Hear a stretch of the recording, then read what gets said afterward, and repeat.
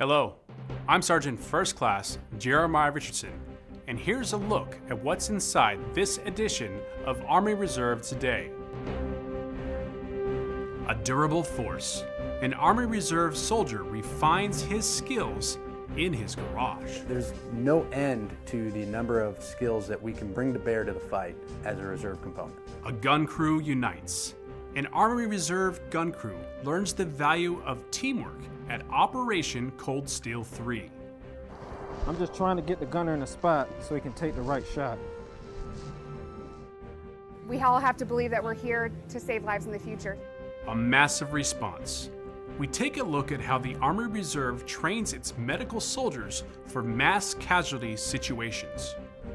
In the family, a myriad of circumstances results in a mother and daughter deploying together. I was getting ready to deploy. There was really no indication that she would be deploying with us.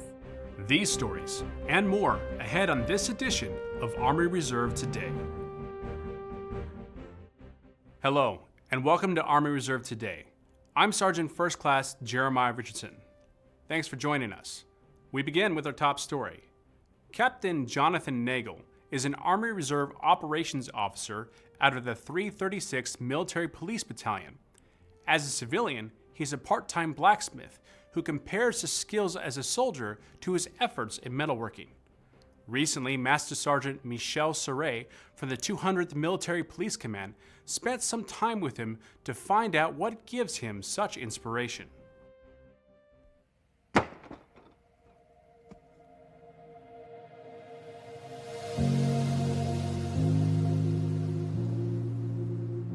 It seems like these days, everything we buy or own is just a disposable item. You know, you get a little nick on a cell phone or you get a little scratch here and there and poof, gone. Throw it away, go buy a new one. That's not how I was raised, and I feel like we need to get back to a more durable society, I guess. I remember being a kid and going to fairs and festivals growing up in the Midwest and being drawn to the sights and sounds of the blacksmiths there. The coal burning, the hammers on the anvils and the steel and grinding and all that, just the very kind of an industrial kind of feel to it. The thing that really draws me is you take this piece of steel, this piece of iron or metal, that when cold is extremely hard and immovable. You heat it up, you apply pressure with a hammer or some other tool, and you just bend it to your will. You make it what you want it to be. You turn it into a blade that is sharp, it's functional, it's tough, it's resilient. And you look at that in terms of what we do in the military in basic training. We take kids and young people out of maybe high school or just in college, and through very intense and very extreme training and hard circumstances, we turn them into sharp, strong, and determined soldiers that can go out and fight and win wars. You've got to be next to those dangerous things. I mean, you're working with 1200 degree steel, working with grinders that can take your knuckle off, or a forge press that can, lop your hand off if you're not careful. It's just like being in the military, where we are training to be in these dangerous areas, to close and defeat our enemies, right? I mean, that's what we do. It is an honor to be able to serve our country and to be able to defend those that we love and care about. There's no end to the number of skills that we can bring to bear to the fight as a reserve component.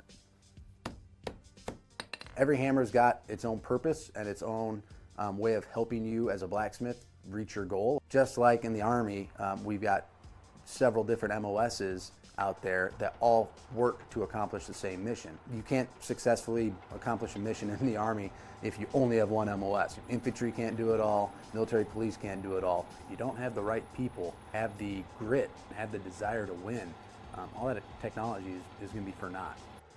This craft is very time consuming, it's very difficult. I mean, blood, sweat, and tears go into every item that comes out of my shop and every other blacksmith or bladesmith shop. That's what I try to instill in my work as an Army Reserve soldier, is the work we put in now if we do it right, is going to echo through the generations. Our kids will benefit from it. Our grandkids will benefit from it. That's what the Army Reserve is. It's people coming together, taking time away from their civilian jobs or family lives, putting the uniform on, and helping the country, succeed and win its battles.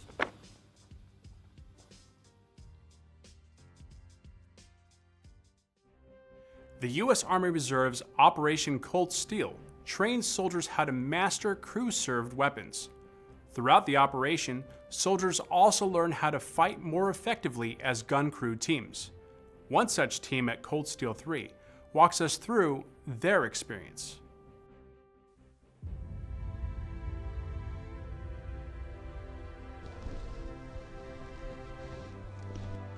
I am Sergeant Quantavious Baker. Today, I will be your driver for today's gun crew for our Crusoe Mannering Gunnery. Range 65 personnel, be advised, the range is hot. I say again, the range is hot. Over. I'm just trying to get the gunner in a spot so he can take the right shot. I'm Sergeant Waylon Ooh, out of the 773rd Transportation Company out of Queens, New York. And today I will be the gunner inside the Humvee. I rely on both the vehicle commander and the driver to point out targets to me if I don't see them.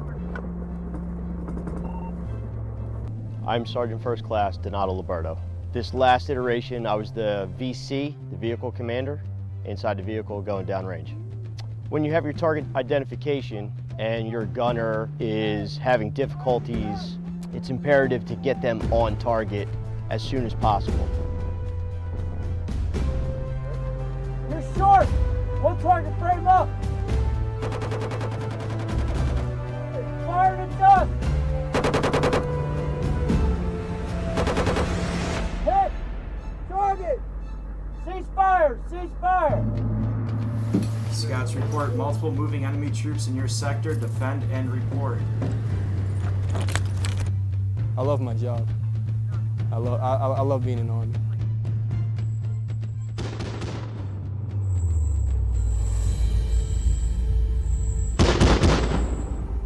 Just to get here, I rely on the support of my employer so I can remain capable and combat ready.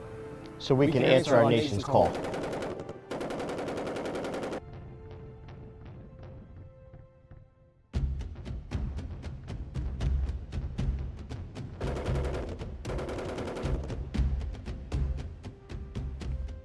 On December 8, 2018, Army Reserve soldiers from the 452nd Combat Support Hospital trudged through ice and snow at Fort McCoy, Wisconsin as part of extreme weather training.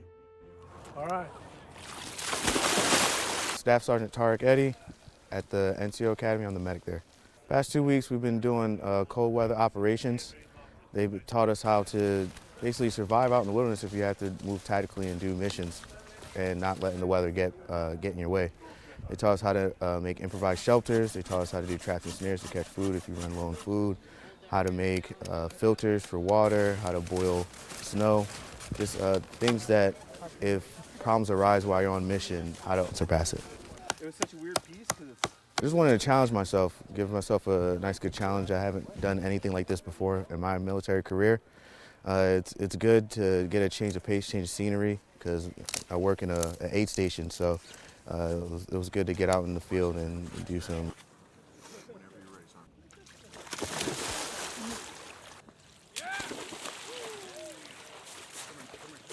All right, you feel the difference from when you first came out of the water till now?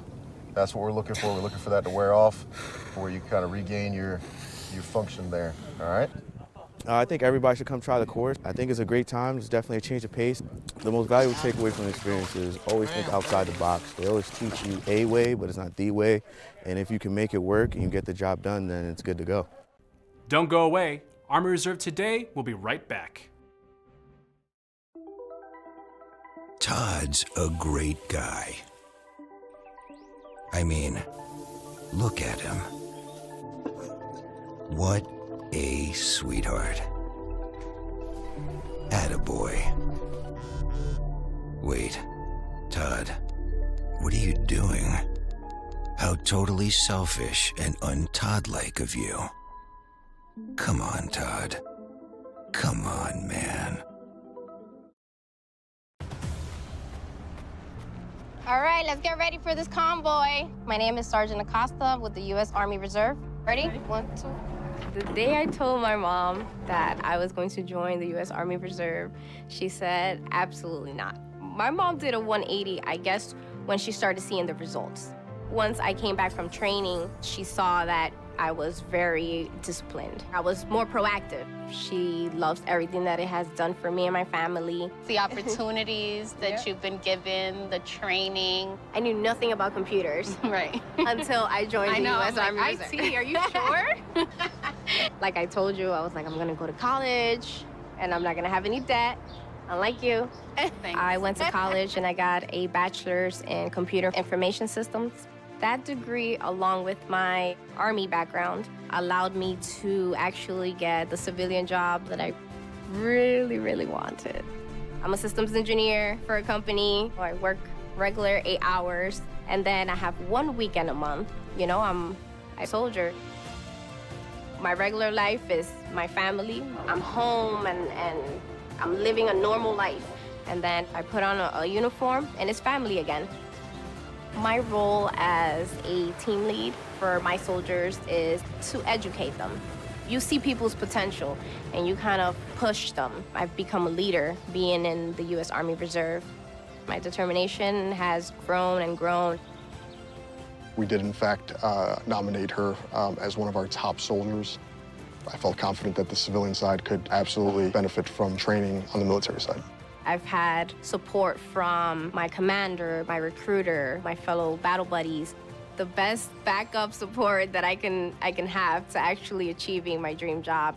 They're very supportive of my family. I'm a mom, I'm a soldier, a daughter, a sister, a friend. Her accomplishments just rubs off for me, so it pushes me to push myself forward. Children have superheroes, and I think she's my hero, you know? The U.S. Army Reserve offers a lot. Health coverage, you know, you get loan repayment. Was able to get my degree and not have any debt. When I look at it overall, I realize that they gave me a lot more than that.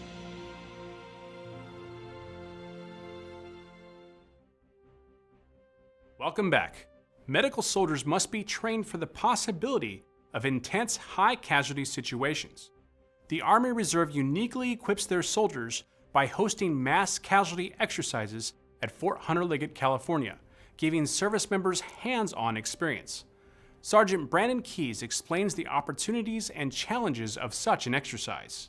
It's absolutely chaotic. In the ER world, we like to call it organized chaos because you have no idea what's coming in. Medical emergencies can be unpredictable and hectic. This is why Army medical soldiers from various units are taking part in a mass casualty exercise at Fort Hunter Liggett, California. As the training scenario evolves, soldiers will make tough decisions under pressure.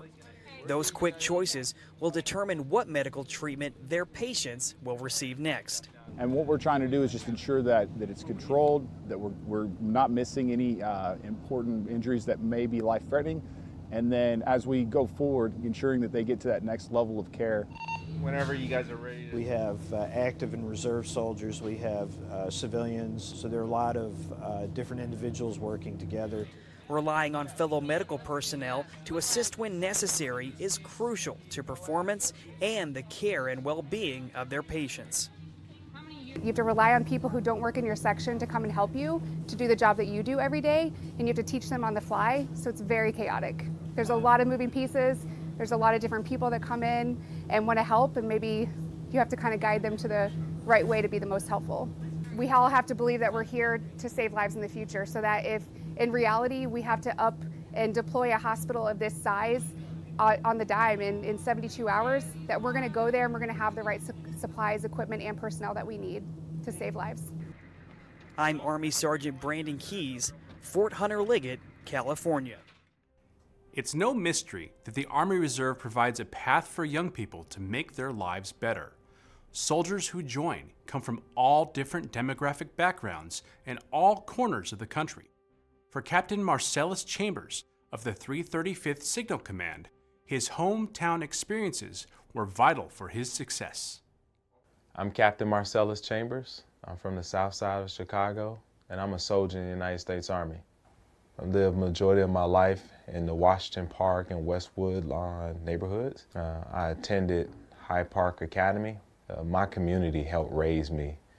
As an individual growing up on the south side, I had to walk a fine line of understanding the culture and the environment that I was living in, and being able to navigate the hazards and the opportunities on the south side of Chicago. I knew growing up that my parents would only be able to provide me so much. And fortunately, the Army Reserves was able to fund my college education. I graduated eventually with a bachelor's degree and a master's degree with zero debt. We Chicagoans develop a sixth sense, and that particular sense, I believe, has helped me in my service in Iraq, on missions in Romania, developing relationships while serving in Sri Lanka, or any other place I've been in the world or the United States. Chicago itself shaped me into the person that I am, with everything it had to offer, both good and bad. And I brought that skill set to the Army. And although the Army isn't perfect, it's about as close to utopia I have ever been. I would charge any young person who is at a crossroad or not to definitely look at the Army and the Army Reserve as an option. There are hundreds of jobs in the Army Reserve that fits you. One of those jobs fits you, that you can excel in. And not only can you be successful and be a part of something that's bigger than yourself, but you can also help an organization that represents the country. Orlando, Florida hosted its annual Veterans Day Parade on November 10th amidst sunshines and smiles. Their tradition of honoring veterans with a parade on Veterans Day is relatively new, not even spanning more than 2 decades. Yet it lacks none of the pomp and enthusiasm one would expect from such an event. Staff Sergeant John Carkeet of the 143rd Expeditionary Sustainment Command has more. Downtown Orlando reached a patriotic fever pitch as cheering crowds and popular music complemented colorful floats and fluttering flags during the city's 19th annual Veterans Day Parade, conducted November 10, 2018. Veterans Day means to me a day of celebration and appreciation for the soldiers that served before me, that still continue to serve alongside me, and the ones that paid the ultimate price for our country.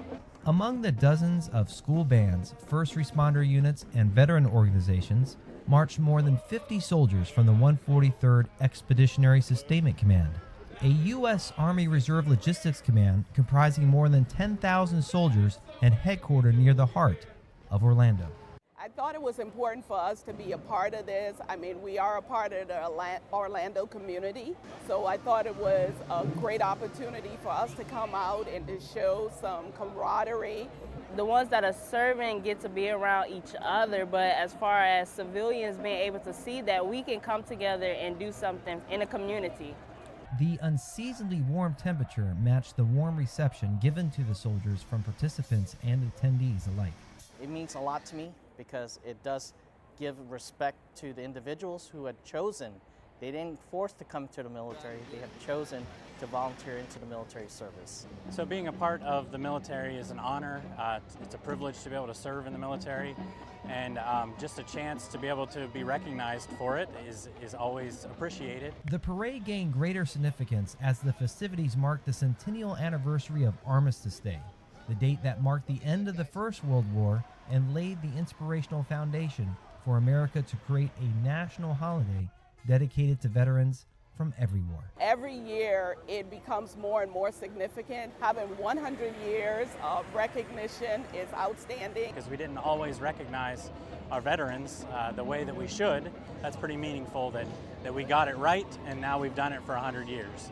Although high praise rightfully belonged to the men and women in uniform, many soldiers marching that day expressed their pride and gratitude to their friends and loved ones on the home front. The sacrifice of the soldier is actually not the main priority of this. It's the sacrifice of the families. they're serving just as much, if not more. Just cheer me on, because this is my first time. You know how nervous I am. Thank you for my daughter for being here, because without family, we can't do it. I feel like we're one team. To me, we're not separate. We're all together. You know, whether we're on the front lines, whether we're on the ships, whether we're, you know, on ground, whatever it is, whether we're in the foxhole, we're still in the foxhole together. Reporting for the 143rd Expeditionary Sustainment Command in Orlando, Florida, I'm Army Staff Sergeant John Carkeet. Please stay with us. Army Reserve Today will be right back. On any given day, over 6.5 million Americans are in bed with back pain, so it's important to use proper lifting techniques to help avoid these injuries. Use the overhead lift to place objects on an overhead shelf. Be careful, since overhead lifts put you at an increased risk for muscle strain. It can be difficult to maintain your balance. This lift should be avoided whenever possible. Hold the object close to your body. Keep your feet shoulder-width apart with one foot slightly ahead of the other. Prepare for the lift by looking forward. Raise the object to the shelf height by using the arm and shoulder muscles. Keep the object close to your body and breathe out as you lift. As you reach the shelf, shift your weight from the back foot to the forward foot. Remember to keep your back straight.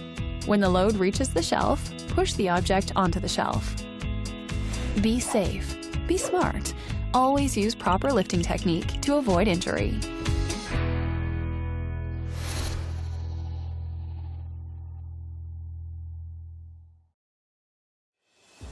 This U.S. Army Reserve application allows you to stay connected, informed, engaged, and on top of your agenda. With it, you can follow the news and share your favorite articles with other members. It's now much easier to join conversations and be part of a wide range of communities.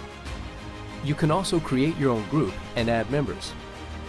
Locate nearby members on the map and find support services close to you.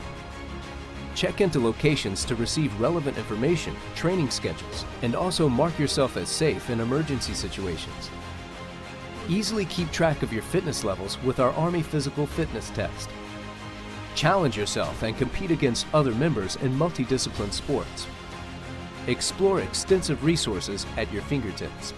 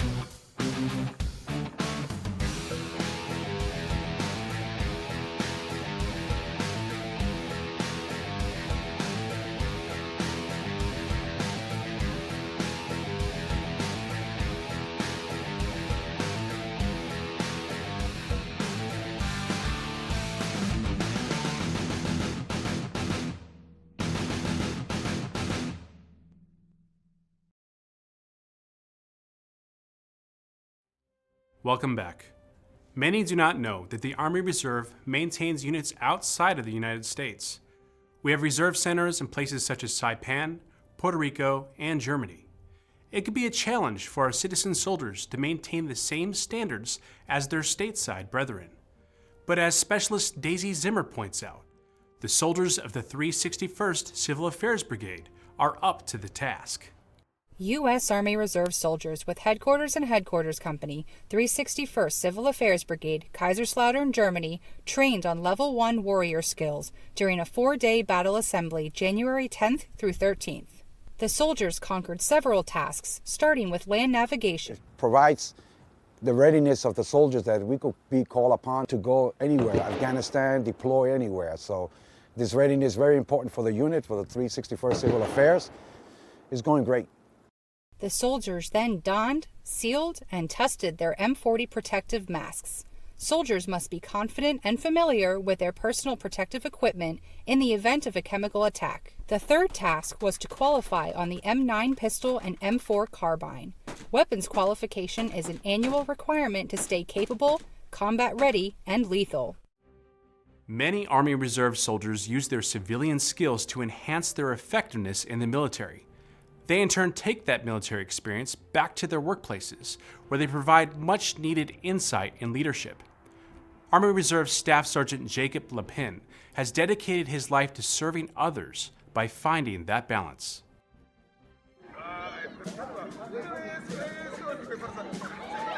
Not all heroes wear capes, but one hero deployed to Nigerian Air Base 201, Niger, does wear two uniforms. While at home, Army Staff Sergeant Jacob Lapin serves in the New York City Fire Department. He has worn multiple hats since 2000, starting as an emergency medical technician, promoting to firefighter, and is now a fire investigator. Overseas, he serves as a U.S. Army Civil Affairs soldier, executing humanitarian missions in Agadez, Niger. On every deployment, every unit I've been a part of, I try to bring a little bit of the fire department to the United States military, and I try to bring the United States military to the fire department. Took a leave of absence from the fire department to go to basic training and advanced individual training. When I came back, it was 10 days after 9/11 occurred. Came back to a forever changed department. From there, going back to work, we would soon start to be deployed as reservists more than ever before. While assigned to Engine 240 in Brooklyn, I would then end up being deployed 3 times. I felt like I was representing the New York City Fire Department, my family, my reserve unit, everywhere I went. Sergeant Lapin has repaired schools, donated supplies, sponsored training programs, and even provided solar energy to the Agadez community, helping to amplify U.S. and Nigerian relations. From the children to the adults, everybody's been excellent to us, great partners. Being here right now, just seeing everything start up, and knowing that it's going to continue to be a great partnership within the city, I'm very excited to be a part of it. The presence of he and his team has been widely felt throughout the region, and his contributions have helped countless people with education and development. So never fear, when service is needed, in one uniform or another, you can always count on Sergeant Lapin. Doesn't matter whether you're from New York or Agadez, Niger, you know, a smiling face makes me smile.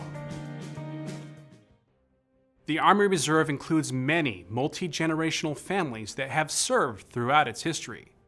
Yet it's relatively rare that parents and children have the opportunity to serve together. It's even more rare that they'd be able to deploy together to a combat zone. Yet for the Van Horn family, that's exactly what happened.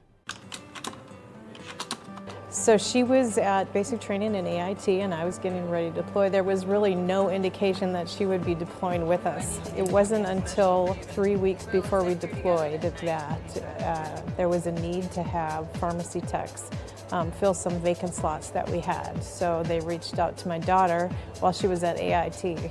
For me, I was thinking, my brother just got back.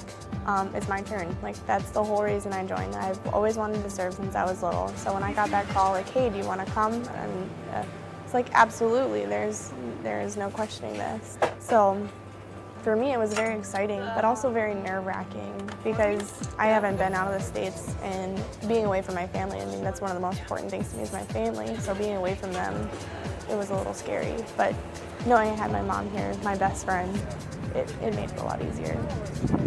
We do get to spend a lot of time together. I think we eat lunch together almost every day, and that's kind of our time to, you know, be mother-daughter and not, you know, ma'am in private. If you're looking for a way to stay up to date on all things Army Reserve, keep an eye out for our new Double Eagle app that will launch later this year. And that will do it for this edition of Army Reserve Today. For more information about the U.S. Army Reserve, check us out online at www.usar.army.mil, friend us on Facebook, or follow us on Twitter at U.S. Army Reserve. From Fort Bragg, North Carolina, and the U.S. Army Reserve Command, I'm Sergeant First Class Jeremiah Richardson. Thanks for watching.